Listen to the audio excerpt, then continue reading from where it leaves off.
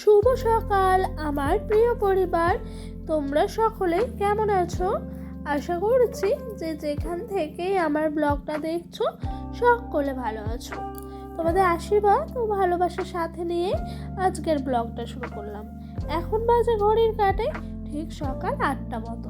ঘুমের থেকে উঠেই কিন্তু সংসারের সমস্ত আশিপাশ কাজে হাত দিয়ে দিয়েছিলাম। তো বাইরের সমস্ত আশিপাশি কাজকর্মগুলো হওয়ার পর এদিকে এই যে ডোডোর পাপার একটা জ্যাকেট আছে, সেই জ্যাকেটটা দিয়েছিলাম সার্ফের জলে ভিজাতে। তো অনেকক্ষণই ভিজলো, ভেজার পর এটাকে কাচতে এসেছি। আর জানো, এই কাচতে এসে আমার দমটা না বেরিয়ে যাচ্ছিল।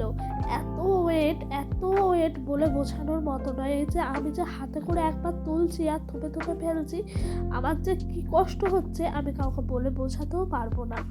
তো কিছু করার নাই, সংসারের সমস্ত কাজকর্ম কিন্তু আমাদের মেয়েদেরকে এভাবে ধৈর্য ধরে করতে হয়। আর জানো তো বন্ধুরা, আজ না ঘুমের থেকে উঠতে একটু বেলা হয়ে গেছিল। কেন বলো তো? ওই যে কাল রাতে না অনেক রাত অবধি আমি আর ডোডোর পাপা মিলে একটা আমাদের ঘরে টিভি সেট করেছি। ওই টিভিটা আমরা এবার থেকে দেখবো, সেই কারণে আরও সেট করা হয়েছে জানো। তো কাল রাত অনেক অবধি ডোডোকে ঘুম পাড়িয়ে আমি আর ও মিলে কাজটা করেছি বলে আজকে সকালে কিন্তু উঠতেও বেলা হয়ে গেল। তো আর কি, উঠেই চলে আসলাম তিনজনের ব্রাশ নিয়ে। আর এই ব্রাশ তিনটাকে দেখলে পরে মনে হয় আমরা তিনজন একটা যেন কি সুন্দর আবদ্ধ ফ্যামিলির মতো, মানে পারফেক্ট একটা ফ্যামিলি, স্বামী স্ত্রী আর একটা বাচ্চা।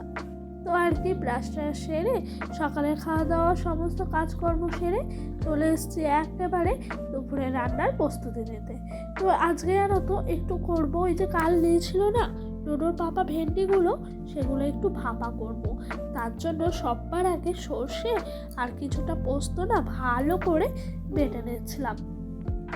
আর জানো তো আমাদের মিক্সি আছে, তবুও কিন্তু আমার এতেই বাটতে খুবই ভালো লাগে।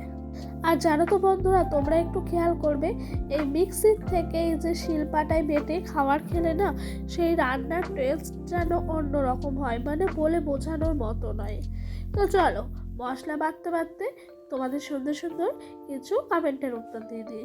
রূপা দিদি ভাই বলেছে ডোডো কিন্তু খুব ইন্টেলিজেন্ট, ও কিন্তু ওর ওয়াইফের সাথে কোনো অন্যায় হতে দেবে না, তখন কিন্তু তুমি ওর পাশে থেকো, কেমন?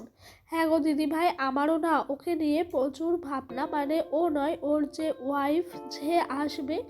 অবশ্য আমি অনেক দূর অবধি ভেবে রেখেছি জানো, মনের ইচ্ছাগুলো না খুব সুপ্ত আছে। যখন ওকে আমি পেটে নিয়ে অনেক জ্বালা যন্ত্রণা সহ্য করেছি, সেগুলো না হয় এই ব্লগে বললামই না। আমার নিজের মনের কষ্ট, জ্বালা যন্ত্রণা সেগুলো আমার মনেই রেখে দিলাম। সেই তখন থেকে আমি পেটে নিয়ে ভেবেছিলাম যে আমি যদি ছেলে হয় তাহলে সেই ছেলের বউয়ের সাথে আমি ঠিক কেমন ব্যবহার করব। আর সবাই কিন্তু কন্যা সন্তান চায় না, আমিও তাদের মতো একজন। আমি কন্যা সন্তান চাইনি, আমি চেয়েছিলাম আমার একটা যেন পুত্র হয়। কেন জানো তো? এই যে মেয়েদের যতই ভালো করে মানুষ করি, পড়াশোনা শেখায়, নিজের পায়ে দাঁড় করাই, কিন্তু একদিন শ্বশুরবাড়ির ঘর করতেই হয়। আর শ্বশুরবাড়ির ঘরে সবাই কিন্তু ভালো হয় তেমন না, কিছু কিছু ফ্যামিলি আছে খারাপ হয়। তো সেই রকম ফ্যামিলিতে যদি মেয়েটা গিয়ে পড়ে, মেয়েটা কতই না কষ্টই থাকবে, আর প্রত্যেক দিন কিন্তু জ্বালা যন্ত্রণা মুখ বুজে সহ্য করবে। আর মেয়েরা হলো কঠিন পাথরের মতো, তারা কিন্তু নিজের কষ্টগুলো নিজের বুকেই রেখে দেয়। মেয়েরা সব কথা চাইলেই বাড়িতে মা বাবাকে জানাতে পারে না।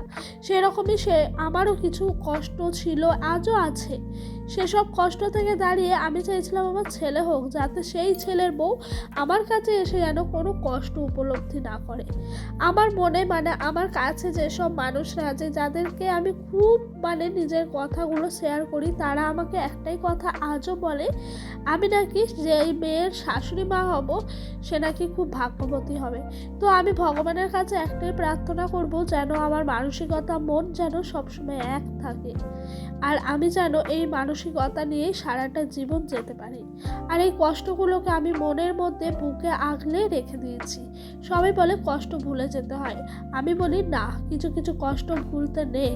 সেসব কষ্টগুলো মনে রেখে ভবিষ্যতে কিছু কথা, কিছু কাজ এমন করতে হয় যাতে কষ্টগুলো বুকে থাকলেও সেই কষ্টের এতদিন সুদে আসলে কিন্তু ফেরত না পেয়ে সুখটা পাক, আমি সেটাই চাই। সত্যি বলতে প্রচুর কষ্ট করেছি, এমন এমন কথা আছে তোমাদেরকে না বলে আমি থাকতে পারছি না।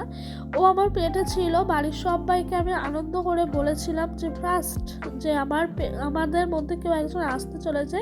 ঠিক তার কিছুদিন মানে 1 সপ্তাহ পরই আমাকে কি করেছিল জানো, আমার শ্বশুরবাড়ির কেউ একজন আমাকে রাস্তার সে অনেক দূর থেকে কলে 2 বালতি 2 হাতে জল ধরিয়ে দিয়েছিল, বলেছিল বাড়ি নিয়ে যেতে। তখন আমি ভগবানের কাছে একটাই চেয়েছিলাম যে ভগবান যদি এই বাচ্চাটা কিছু হয়ে যায়। আর তখন আমাকে ডক্টর বলেছিল পুরো বেড রেস্ট থাকতে, খুব বমি হতো, ঘুম পেতো, মানে নিচে উঠে দাঁড়াতে পারতাম না, লো প্রেশার হয়ে গেছিলো। তখন আমাকে বলেছিল জলের বালতিগুলো মানে কোনো ভারী জিনিস যেন আমি না চাগাই, সেই জায়গায় দাঁড়িয়ে তারা আমাকে বলেছিল কিচ্ছু হবে না, এগুলো করলে নাকি সি সেকশন করতে হবে না, নর্মালে বেবি হয়ে যাবে। সেই মানুষগুলোকে আমি চোখে আঙুল দিয়ে দেখাতে চাই তারা বেঁচে থাকুক, যে একটা ছেলের মাও কিন্তু ভালো হতে পারে। অনেক কথা মনের মধ্যে আর্তনাদ জমে থাকা তোমাদের সাথে শেয়ার করে দিলাম। কিন্তু কি বলতো, যখন মানে এমন এমন কষ্টের সময় আসে না, সেসব দিনগুলো মনে থাকে। আর এবং কি আমার ছেলে বড় হবে, আমার ছেলেকে আমি প্রতিটা কথা বলবো। অনেক কথা বলে ফেললাম নিজের পার্সোনাল ব্যাপারের। তো আমার নিজের পার্সোনাল বলে আমি বেশি কিছু রাখি না, তোমাদের সাথে যতটা পারি শেয়ার করে দিই। তার জন্য কিন্তু আমার এই ব্লগ করা, আমার এই ভিডিও করা। আমি টাকা ইনকামের জন্য আসিনি, আমি চাইছিলাম আমার শান্তি, আমার সময় পাস, আমার একটা ভালো লাগা, আমার একটা পরিবার তৈরি করার জন্য। তো কথা বলতে বলতে ওদিক দিয়ে আমার কিন্তু রান্নাবান্না হয়েই আসছে। মানে চিংড়ি মাছগুলো দেখলেই তো সুন্দর করে বেছে নিলাম, তো বাঁচা হয়ে গেল। এদিক দিয়ে চিংড়ি মাছগুলো একটু ভেজে নিচ্ছি। তো ডিপ ফ্রাই করবো না, হালকা ফ্রাই করে ভেজে নেবো। তো কি বলতো, ডিপ ফ্রাই করলে একবারে মচমচে হয়ে যাবে, তো খেতে খুব একটা হয়তো ভালো লাগবে না আমার মনে হলো।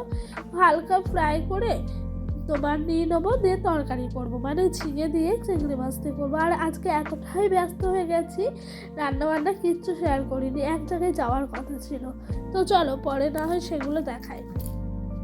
তো ওই দেখতে আমার কিন্তু চিংড়ি মাছ ঝিঙে দিয়ে চচ্চড়ি হয়ে গেছে। আমার শ্বশুরবাড়ির ভাষায় ওইটার নাম হলো ঝিঙে বটি। তো ঝিঙে বটি হয়ে গেছে, এখন করছি তোমার ভেন্ডি ভাপা। এরপরে কিন্তু করব আলু দিয়ে বেগুন দিয়ে ঝোল।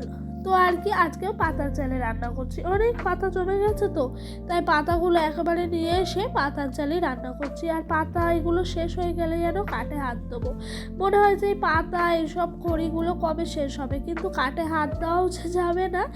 এখনও রয়েছে আমার অনেক অনেক অনেক তোমার হলো সর্ষের গাছ, সেগুলোকে পুড়িয়ে শেষ করলে তবে কাটে হাত দিতে পারবো। তো বন্ধুরা, তোমরা যারা যারা এখনো অবধি আমার ভিডিওটা দেখলে, তোমাদের সবাইকে অনেক অনেক ভালোবাসা। আর ভিডিওটা ভালো লাগলে অবশ্যই লাইক কমেন্ট করো। আরও যদি ভিডিওটা ভালো লাগে চ্যানেলটি সাবস্ক্রাইব করে পাশে থেকো। তো আর কি, এই যে ছেলেকে নিয়ে বেরিয়ে গেছি, এক জায়গায় যাবো বললাম, একটা মিটিং ছিল আর কি পাড়ারই। তো সবাই বলাতে একটু ইচ্ছা হলো, না যাই, বিকালবেলা না হয় ঘরের মধ্যে শুয়ে বসেই তো থাকি, যাই। এই যে আমাদের কালনার মানে আমাদের পাড়ার একটা স্কুল আছে, সেই স্কুলের মধ্যে কিন্তু মিটিং হচ্ছিল। আর এটা আমার যা হয়, তো যা জায়ের মেয়ে।